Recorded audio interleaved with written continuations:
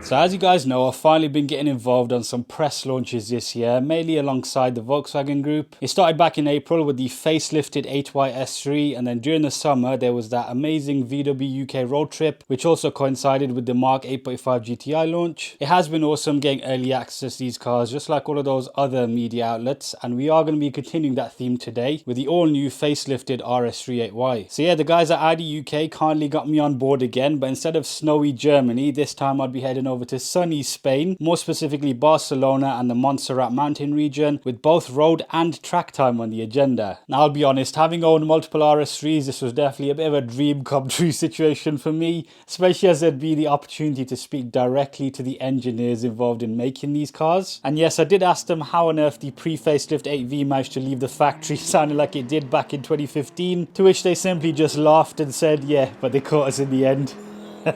The main hub was a racetrack essentially, and from there you could head out on some predetermined routes. But what was pretty cool is there was a number of very special cars in attendance at the track, more specifically the actual cars that set the new Nürburgring record. As you know, this thing improved on the earlier AUDI with a new time of 7 minutes 33, which, let's be honest, is pretty crazy for a compact car that hasn't really had a power bump in ages. You can just tell that Audi Sport has shifted their focus greatly towards handling these days, but I guess it does make sense as they were never really lacking in the whole speed department. Because the trip was split over 2 days, I was given the choice as to what cars I want to drive and what variants, and I decided to go with the RS3 Saloon instead of the Sportback. I thought because my most recent AY experience was my own Saloon, it'd make the most sense, and also because this was the RS Q8 performance launch, I wanted to drive that on the second day, so you can expect a video on that coming up soon. Now, despite the first day being dedicated entirely to the RS3, time does fly on these events, and believe me, if I could have brought you guys a 10-hour video speaking to every last individual on the RS3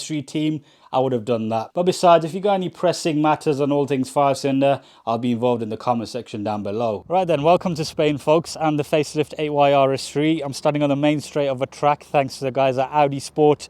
I believe this track's called Castioli. I probably butchered that, but we're near Barcelona, that's what I can say. But anyway, let me give you a tour of this thing, tell you what's changed, and then we'll take you for a drive and all that fantastic stuff. I'll start off with the front end.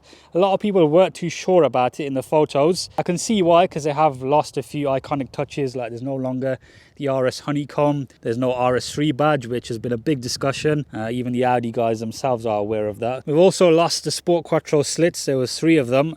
Now, according to the press documents, they said that it's now on the lower part of the grille. It is, so they are correct, but they kind of blend in now, don't they? Headlights have changed as well. They're configurable as per the S3 that we test drove early in the year, but I feel like we've lost, I may stand corrected on this, there's no longer, I mean, I don't know where it would go. Before you used to have an RS3, a little illumination in the corner, this bit here. But if it was at the top, it'd look a bit stretched, wouldn't it? The bumper itself is different and it's more vertical and wider looking. But this slat here with the carbon does look pretty cool, doesn't it? It's like a big blade. Now, one of the main options that this one has that the road version that I'm using doesn't is ceramic brakes. As previously with every RS3, they're not ceramics on the back, they're only on the front.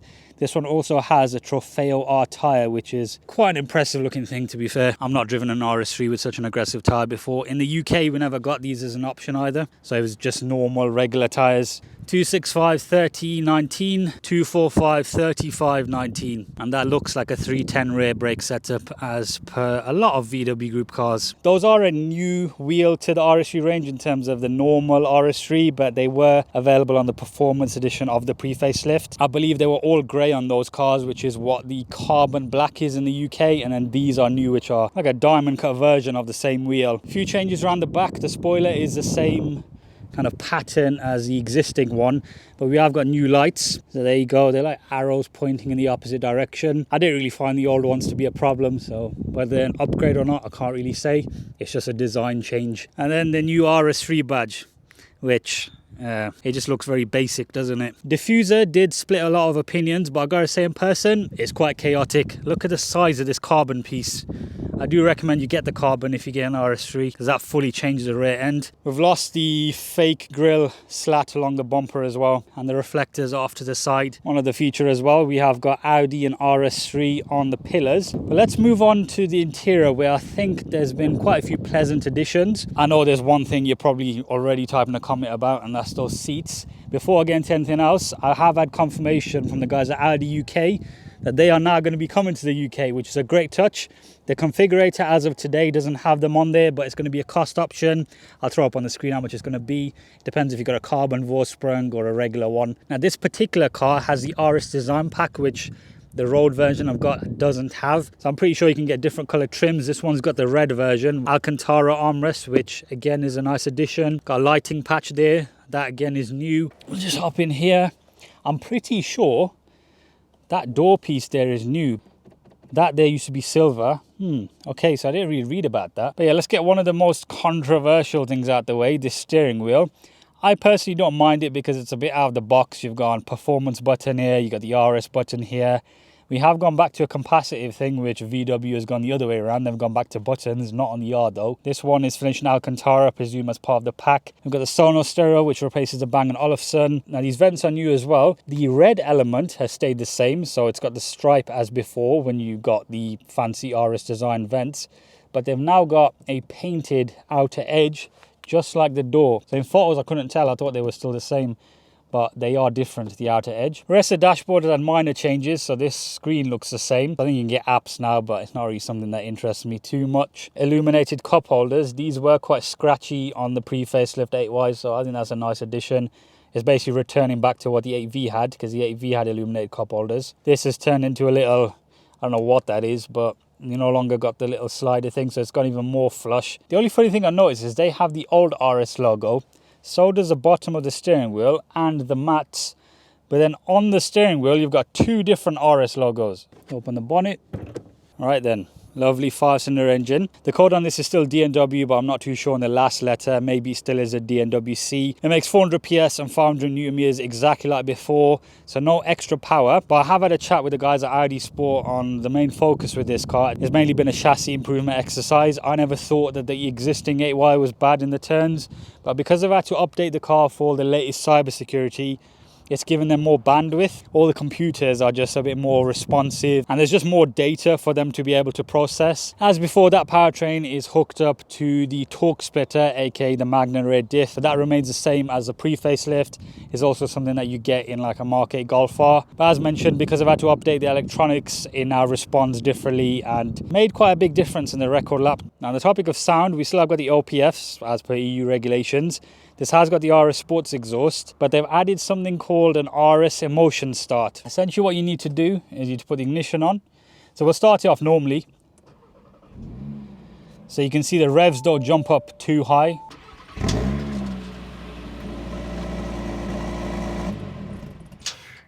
Now if you put the ignition on, and then put it into any max attack mode, so I'll put it into RS Performance, the revs should jump up a bit more and we get a bit of overrun.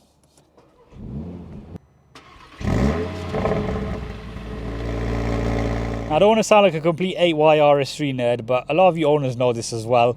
The pre-facelift could do that. You just had to feather the gas when it was, you know, starting up, and if you know, you know. I even did it on my one. They said they've changed a few different things with the valves and what have you, but it does seem crazy loud, like some of the clips that I saw early in the year. I think they had those cars in an enclosed environment because you didn't hear no crazy bangs there. You can try it again.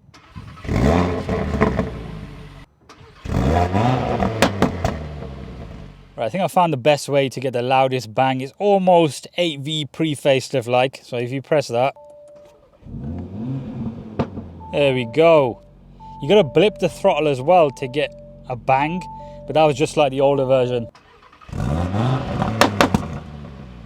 Apart from the center dial, all of it looks pretty similar. Audi Virtual Cockpit. Yes, you've got 4 now. So you got rev counter, runway, performance and sport. Before you only had them 3. That is obviously just a throwback to the 8V facelift, which is nice. Rev limiter still around 4,000.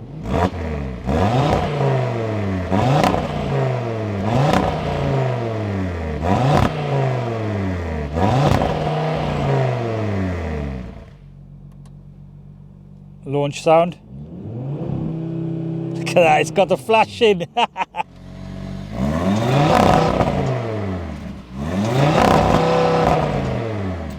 That display right there is just as exciting to me as every other change that they've made.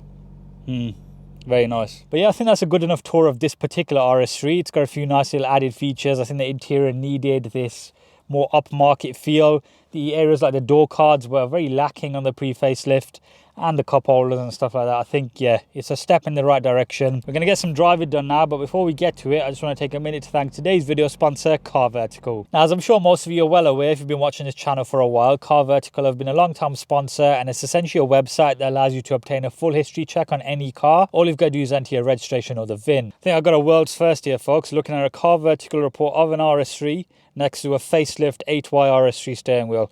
Pretty fantastic. Anyway, at the top here, you're essentially given a snapshot of the vehicle you searched for. In the case of this one, we've got 4 parameters. So it says odometer, financial legal status, title check, which is a bit different. We'll get to that in a second. And we've got damage. So all of this looks good. So it means that the mileages have been tampered with, but it has had some damage. So let's click on that first. So it's actually damaged twice in August of 2020, but it was in Canada as well as the US. So this car wasn't even in the UK at the time. And the reason why I say it's now in the UK is because if we head over to the timeline, we can see that it was on sale in Canada, then on sale in the US, but then it had an MOT in the UK in November of 2021. So it was imported and registered in the UK. But one thing cool about these reports, if you head over to photos, you can see exactly how bad it was. It's also left-hand drive as expected, just like this fantastic thing. If anything, I think that just demonstrates how good these reports are. This car was crashed on foreign soil, brought into the UK, and you can still obtain a search and make sure that it's all legit. I have got a little special discount for you folks. If you head over to my link in the description or use my code TRH, that'll save you 20% off your next report. But yeah, big thanks to Car Vertical for their continued support of the channel. Let's crack on with this video.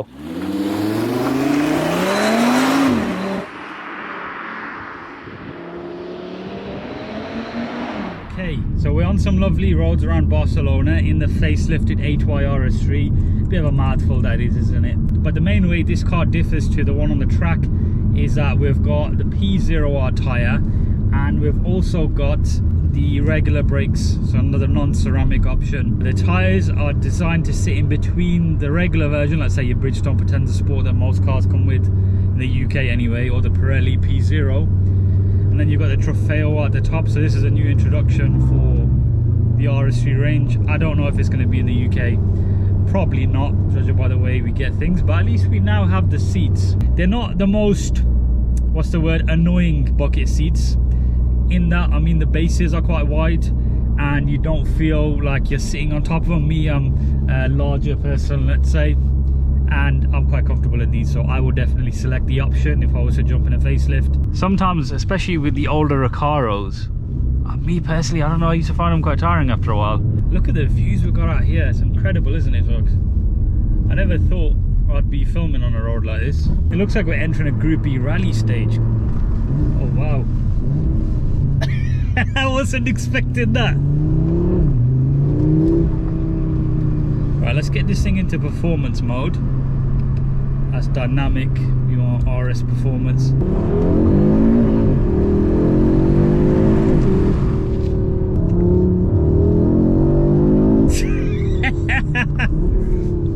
Oh mate, I've been wanting to drive on a road like this for a very long time. Power feels about the same. Now it is the same on paper, which is pretty obvious. The reason why I say it is the same in, you know, practical terms is because sometimes when manufacturers facelift cars and they say the power's the same, you drive the car and it's actually a bit quicker in the latest version and they keep it on the sly.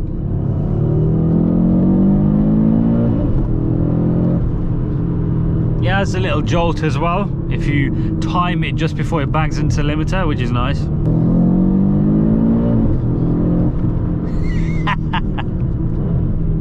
Yeah, there's less bite in the steel brakes compared to the ceramics. It's nice to have that back-to-back comparison, to be fair. Yeah, it's just as on rails as a pre-facelift was, but it's more natural feeling now. I wouldn't say it makes a pre-facelift feel so much worse, but it just feels like everything's just a bit more like correct. Because sometimes the pre-facelift used to feel a bit fake, whereas this doesn't have any of that. It feels quite natural. See, if we're talking 8V CZGB to 8V Dazza, like that's night and day. It's faster, it's handles better. You can notice that straight away on the road. The 8Y wasn't like a car that came out and felt like it couldn't handle properly. It felt serious. This moves it on somewhat. I wouldn't be disheartened though if you've got a current one though. What a road. Oh, foot to the floor.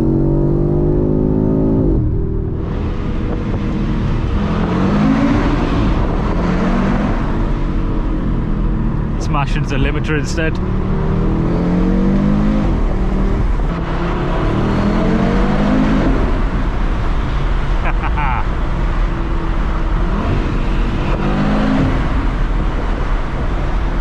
Sounds alright in the tunnel, eh? Now there is one thing I do want to discuss about the way the 5-cylinder's being treated in a way. I like the fact that it still exists, but we've got the issue now where the S3 is at a power bump.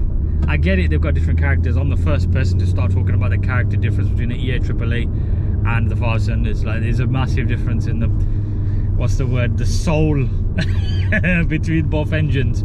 This just harks back to Audi's heritage. The RS3 hasn't got any more power, so that gap naturally is smaller. To a lot of people that will matter, those who don't really care much about sound and all of that stuff.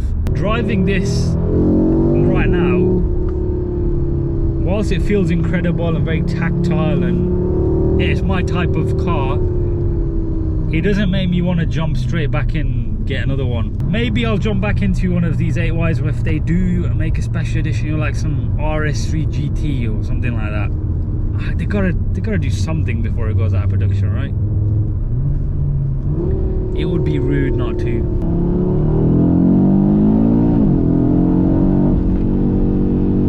Bit of a straight here. It looks relatively uneven, but let's just see what we can do. 0 to 60. Active. Oh, I love the flashing.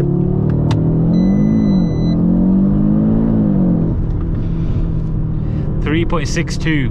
Okay, slight decline on that, and we had gearbox overheat flash up. That has been flashing up on this and the track car, so I don't know what's going on, if it's a facelift RS3 syndrome, because my DNWA used to overheat its gearbox and my Dazza never used to, so I don't know what's going on, to be honest.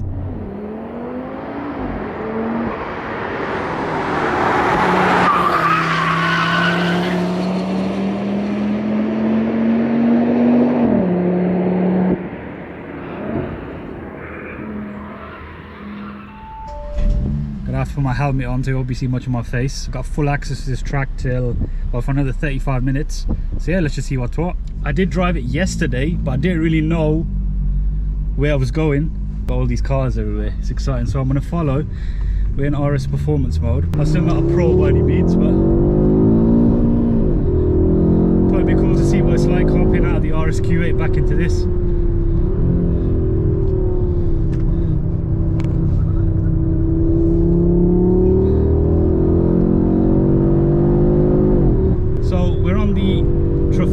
Tyre. Yeah, what a machine. I mean, a lot of people in the UK don't really use RS3s on track, and I never have really. I think I took mine to the ring once, but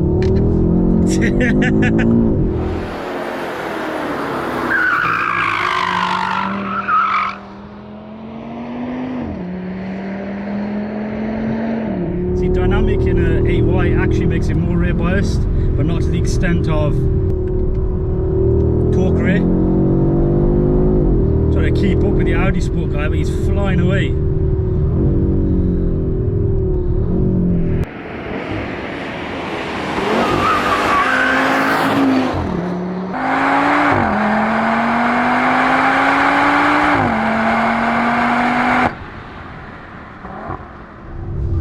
This flat bottom steering wheel, well, flat bottom and flat top as well, feels okay on track. I haven't really accidentally pressed anything so far. I did on the road, but then maybe it's because I'm spending more time in it. It's the second day I'm in this car.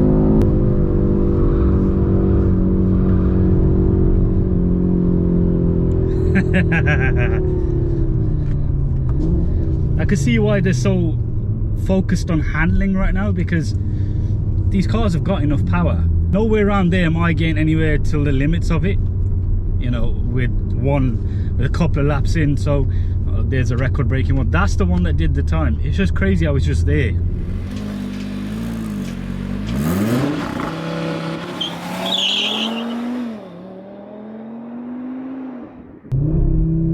Right, launch control active.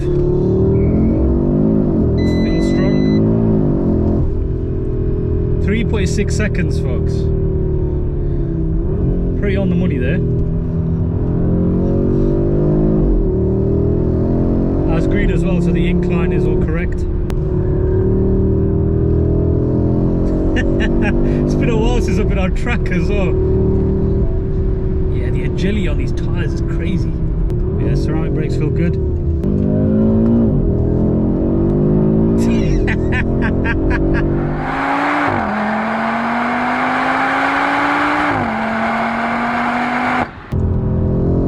What a track.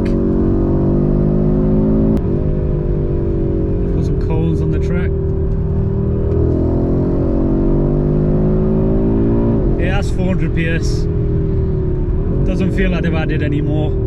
They haven't, but you know, with manufacturers sometimes they like to add a bit of spice in with update cars. This has been mainly a chassis thing that they've gone for. If I drew my Audi by on the track, I could give you more, you know, thoughts, but I haven't, so I'm not going to pretend like I can tell you the exact differences back to back. On the road we can, of course, but this is a polar opposite spec in a way. Fixed roof, ceramic brakes, Trofeo-Rs. But yeah, folks, I think what we'll do, we'll leave it here. Let me know if you enjoyed today's video by dropping a like on it. Also subscribe for more content to come. Follow my Instagram and all that good stuff. And of course, massive thanks to Audi Sport for the opportunity. The fact that I was just out here driving on the track by myself in a brand new RS3. Yeah, I never would have expected this a few years ago. It would have been very far-fetched of an idea. But we're here now, and hopefully more to come. But I'll stop talking now, and I'll see you in the next video. Thought I'd add this little clip in here. We've just hopped out on the track. There's no one here. Can't believe I've been able to do this. Views are incredible. I think it looks fantastic when it's in its element. I do like these new wheels in that diamond cut effect, you could say, with the ceramic brakes. Yeah, what a experience.